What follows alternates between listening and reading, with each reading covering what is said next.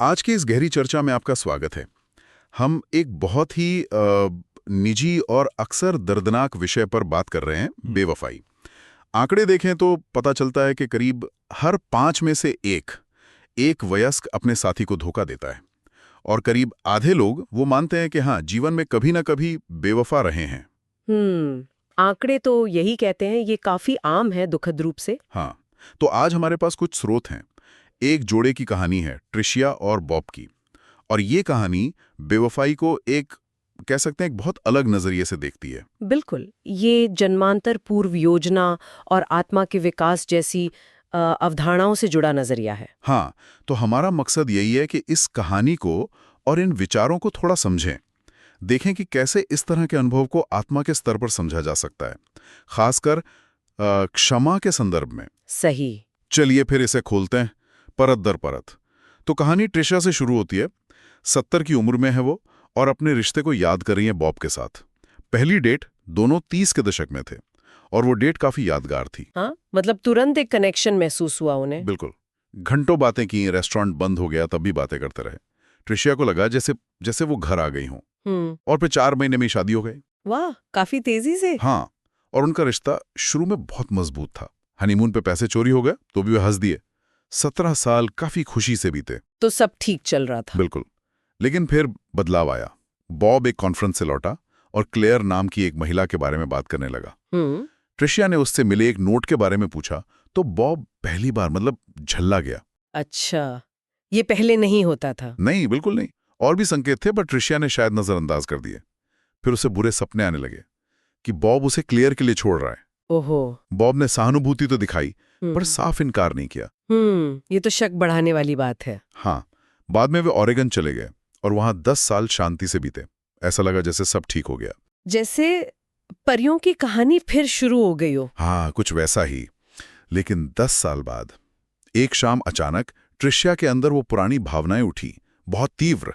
और उसने बॉब से कहा कि क्लेयर के बारे में सब सच बताओ। और बॉब ने बता दिया। हाँ, उसने मान लिया कि उसका क्लेयर के साथ 1 साल लंबा अफेयर था। ओह, 10 साल बाद ये सच्चाई सामने आई। हाँ, और ट्रिशिया वो पूरी तरह टूट गई।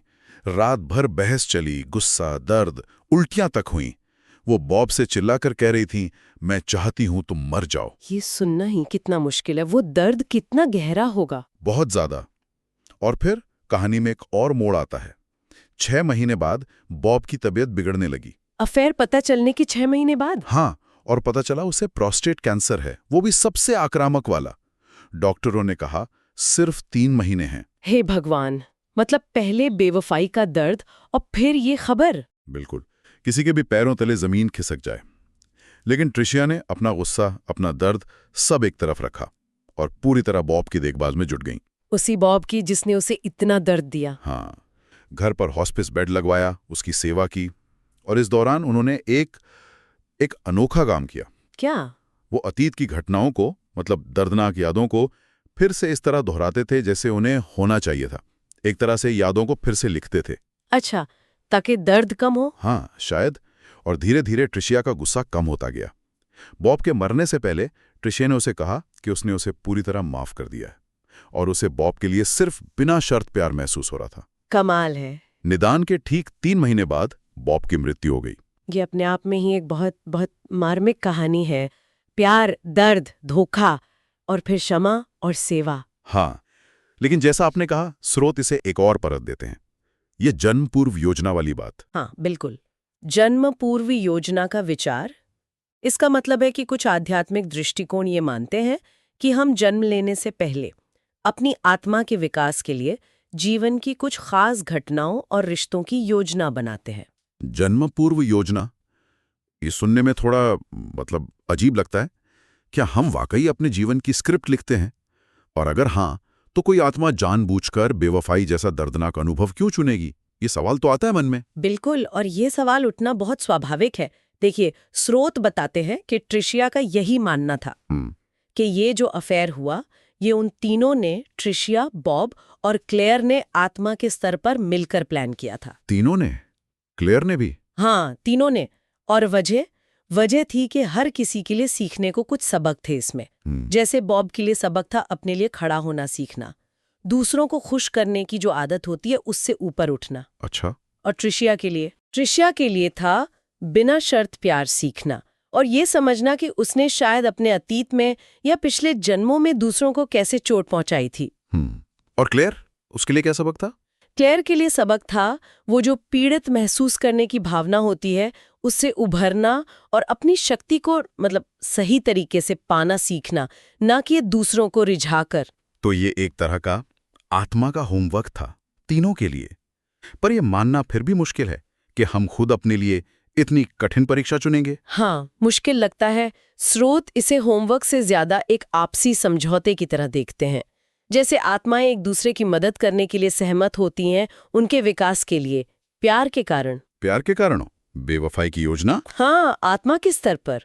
और ट्रिशिया के अनुसार बॉब ने मरने से पहले ये बताया भी था कि उसने दूसरी तरफ जाकर ये जाना कि हम अपनी जिंदगियां प्लान करते हैं, लेकिन हमारे पास हमेशा आजादी होती है चुनने की कि हम उन स्थितियों पर प्रतिक्रिया कैसे दें। अच्छा, यानी फ्री विल, स्वतंत्र इच्छा। बिल्कुल, स्वतंत्र इच्छा। योजना एक ढांचा हो सकती है, पर हमारे चुनाव, हमारी प्रतिक्रियाएं वो हमारी होती हैं। ठीक है, तो योजना और स्वतंत्र इच्छा ये दोनों साथ साथ चलते हैं। अब इस योजना को और गहराई से समझने के लिए ट्रिशिया ने कुछ और कदम भी उठाए थे, है ना? जैसे वो पास्ट लाइफ सोल रिग्रेशन। ये क्या होता है? हाँ, पास्ट लाइफ सोल रिग्रेशन ये एक प्रक्रिया है जिसमें व्यक्ति को एक गहरी ध्यान अवस्था में ले जाया जाता है और माना जाता है कि इस अवस्था में वो अपने पिछले जन्मों की यादों या अनुभवों तक पहुंच सकता है। अच्छा, क्यों करते हैं ये? अक्सर इसका उद्देश्य होता है कि वर्तमान जीवन के जो पैटर्न्स हैं या जो मुद्दे हैं उनकी जड़ें समझी जा सकें कि ये कहाँ से आ रहे हैं। और ट्रिशिया ने क्या देखा इस रिग्रेशन में? उसने खुद को एक पिछली जिंदगी में देखा। वो एक युवा महिला थी, एक कैफे में अपने पति का इंतजार कर रही थी, बहुत दुखी, डरी हुई। और पति आया ही नहीं और उसने उस पति को बॉब के रूप में पहचाना। उसे वही भयानक विश्वासघात और परित्याग महसूस हुआ जो उसे इस जीवन में बॉब के अफेयर से हुआ था। बिल्कुल वही एहसास। तो मतलब ये पैटर्न दोहराया गया था? हाँ, बिल्कुल। स्रोत यही बताते हैं कि आत्माएं अक्सर किसी अनुभव या भावना में महारत हासिल करने के लिए उसे फिर से जीने का चुनाव करती हैं। और उस पिछले जीवन में ट्रिशा ने बॉब को माफ नहीं किया था, वो बिना माफी दिए मरी थी। ओह, तो इस जीवन में माफी एक बड़ा सबक था। हाँ, और इस रिग्रेशन के दौरान उसकी मुलाकात उसकी स्पिरिट गाइड रीडिंग से भी हुई। Spirit guide? ये कौन होते? मतलब फरिश्ते जैसे? हाँ, कह सकते हैं, एक तरह के आध्यात्मिक मार्गदर्शक जो आत्मा के सफर में मदद करते हैं। तो उस गाइड ने क्या बताया ट्रिशा को? रीडिंग ने पुष्टि की कि हाँ, इस जीवन की योजना का एक मुख्य उद्देश्य था बिना शर्त प्यार सीखना और दूसरा था क्षमा, यानी पिछले जन्म के बॉब को माफ करना। अच्छा। गाइड ने ये भी कहा कि ट्रिशिया को खुद को ज्यादा गंभीरता से नहीं लेना चाहिए और ईर्ष्या, अपराध बोध, इन सब कुछ होने के लिए थोड़ी जिंदादिली सीखनी होगी, बॉब की तरह। बॉब की तरह? हाँ, शायद बॉब ज्यादा जिंदा दिल रहा हो। और गाइड ने आश्वासन भी दिया कि बॉब ठीक है और वे फिर मिलेंगे। ये सुनकर तो ट्रिशिया को काफी राहत मिली होगी। हाँ, यकीनन। लेकिन वो यही नहीं रुकी, उन्होंने एक और तरह का रिग्रेशन किया, between lives soul regression, BLSR जिसे कहते हैं। ये पिछले वाले से कैसे अलग है? हाँ, BLSR यानी बिटवीन लाइव सोल रिग्रेशन, ये और भी गहरा माना जाता है। इसमें कोशिश की जाती है व्यक्ति को जन्मों के बीच की समय में ले जाने की, मतलब जब आत्मा शरीर में नहीं होती, अपने घर में होती है। आत्मा के घर? हाँ, ऐसा माना जाता है, जहां आत्माएं अपने पिछले जीवन की समीक्षा करती हैं और अगले जीवन की योजना बनाती हैं, अक्सर अपने काउंसिल ऑफ एल्डर्स के साथ। Council of elders? ये कौन है, कोई बॉस वगैरह? नहीं, बॉस नहीं। स्रोतों के अनुसार ये बुद्धिमान, विकसित आत्माओं का एक समूह होता है जो दूसरी आत्माओं को उनके विकास के रास्ते पर मार्गदर्शन करते हैं। जज नहीं, बल्कि प्रेमपूर्ण सलाहकार। अच्छा, और इस सेशन में क्या हुआ? इसमें ट्रिशा के लिए सबसे चौंकाने वाली बात ये थी कि बॉब की आत्मा भी वहां मौजूद थी। क्या बात है, बॉब की आत्मा? जी। ये तो बहुत ही भावनात्मक रहा होगा। हाँ, बिल्कुल। तो इस काउंसिल और बॉब की आत्मा से क्या जानकारी मिली, क्या बातें साफ हुई? हाँ, कई बातें साफ हुई। पहली तो ये पुष्टि हुई कि जीवन का उद्देश्य क्या था। ट्रिशिया के लिए वो परित्याग का जो डर था उसका सामना करना, और बॉब के लिए दूसरों को खुश करने की जो प्रवृत्ति थी, जो डर पर आधारित थी, उस पर काबू पाना। और अफेयर की योजना के बारे में? हाँ, ये भी कंफर्म हुआ कि अफेयर की योजना तीनों ने, ट्रिशिया, बॉब, क्लेयर ने मिलकर बनाई थी, प्यार और सेवा भाव से, क्योंकि वे एक ही सोल ग्रुप का हिस्सा हैं। सोल ग्रुप, ये क्या होता है? आत्माओं का कोई क्लब? हाँ, क्लब तो नहीं, पर हाँ, एक तरह से आत्माओं का परिवार कह सकते हैं। माना जाता है कि आत्माओं के समूह होते हैं जो कई जन्मों तक एक दूसरे के साथ अलग अलग भूमिकाएं निभाते हैं, सीखने और विकसित होने के लिए। अच्छा, तो योजना क्या थी अफेयर को लेके? योजना ये थी कि अफेयर से दोनों के जो मुख्य डर थे, ट्रिशिया का परित्याग का डर, बॉब का खुश करने वाला डर, वो सतह पर आएंगे। और उम्मीद ये थी कि बॉब जल्दी सच बता देगा और वे जल्दी ठीक हो जाएंगे। लेकिन ऐसा हुआ नहीं। उसने 10 साल छुपाया। हाँ, यहीं पर स्वतंत्र इच्छा आ जाती है। बॉब की मानवीय कमजोरी के कारण ऐसा नहीं हुआ। और बॉब की बीमारी, क्या वो भी योजना का हिस्सा थी? नहीं, काउंसिल ने बताया कि बीमारी योजना का मूल हिस्सा नहीं थी। वो एक सोल इंटरवेंशन था। सोल इंटरवेंशन मतलब आत्मा का हस्तक्षेप? हाँ, ये इसलिए हुआ ताकि बॉब उस डर पर काबू पा सके जिसे वो शायद जीते जी अपनी कमजोरी के कारण नहीं पा रहा था। बीमारी ने उसे अंततः उस डर को पार करने में मदद की। और काउंसिल ने ट्रिशा को क्या कहा? उसे आश्वासन दिया कि उस पर कोई निर्णय नहीं लिया जा रहा है, वो अच्छा कर रही है, और ये जो भावनाएं हैं, इनका अनुभव करना विकास के लिए एक उपहार है। अपराध बोध और ईर्ष्या जैसे डर छोड़ने की जरूरत है। और बॉब ने क्या संदेश दिया? तो बॉब ने कहा कि मिशन पूरा हुआ और वो हमेशा ट्रिशिया के साथ है। मिशन पूरा हुआ? हाँ। ये सब सुनना वाकई अविश्वसनीय सा लगता है, जैसे कोई फिल्म की कहानी हो। हाँ, ये विचार काफी अलग है हमारी रोजमर्रा की सोच से। लेकिन ट्रिशिया ने एक और माध्यम का इस्तेमाल किया था, है ना? एक मीडियम। हाँ, बिल्कुल।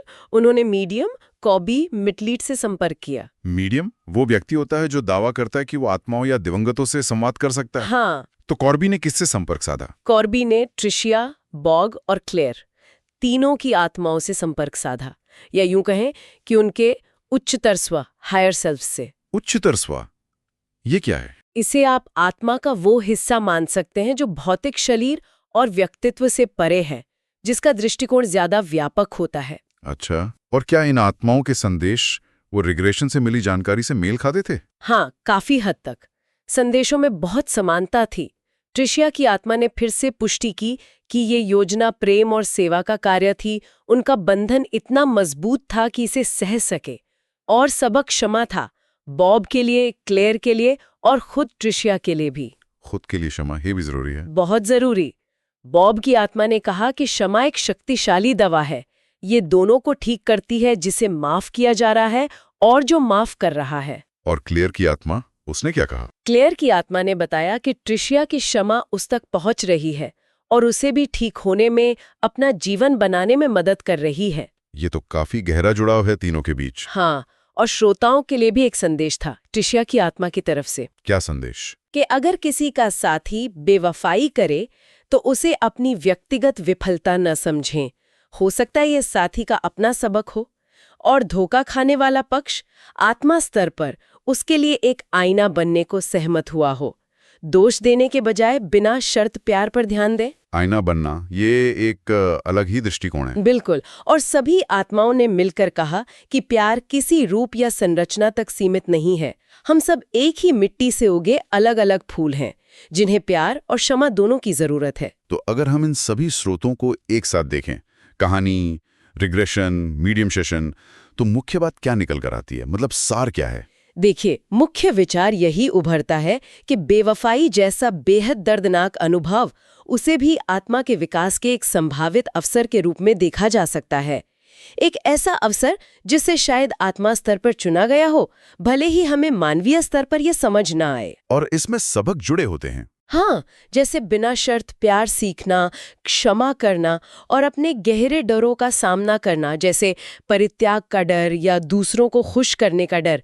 ये कहानी आत्माओं के गहरे आपसी संबंधों की ओर भी इशारा करती है, खासकर सोल ग्रुप्स के भीतर, जहां आत्माएं एक दूसरे के विकास के लिए अलग अलग भूमिकाएं निभाती हैं। लेकिन इसका मतलब ये तो नहीं है कि दर्द को महसूस ही ना किया जाए या उसे अनदेखा कर दिया जाए। नहीं, बिल्कुल नहीं। ये बहुत जरूरी बात है। स्रोत इस पर जोर देते हैं। मानवीय पीड़ा, मानवीय दर्द, उसे पूरी तरह महसूस करना उपचार प्रक्रिया का अभिन्न हिस्सा है। ट्रिशिया ने भयानक दर्द महसूस किया, उसे अनदेखा नहीं किया। हाँ, ये जरूरी है समझना।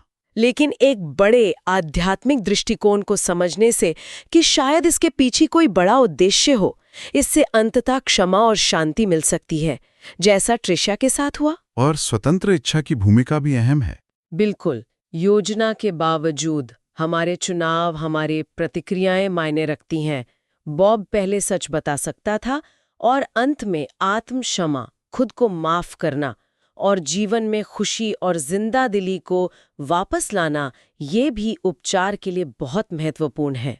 हमने ट्रिशिया की कहानी और बेवफाई पर इस अनोखे आध्यात्मिक दृष्टिकोण के जरिए एक काफी गहरी यात्रा की है आज।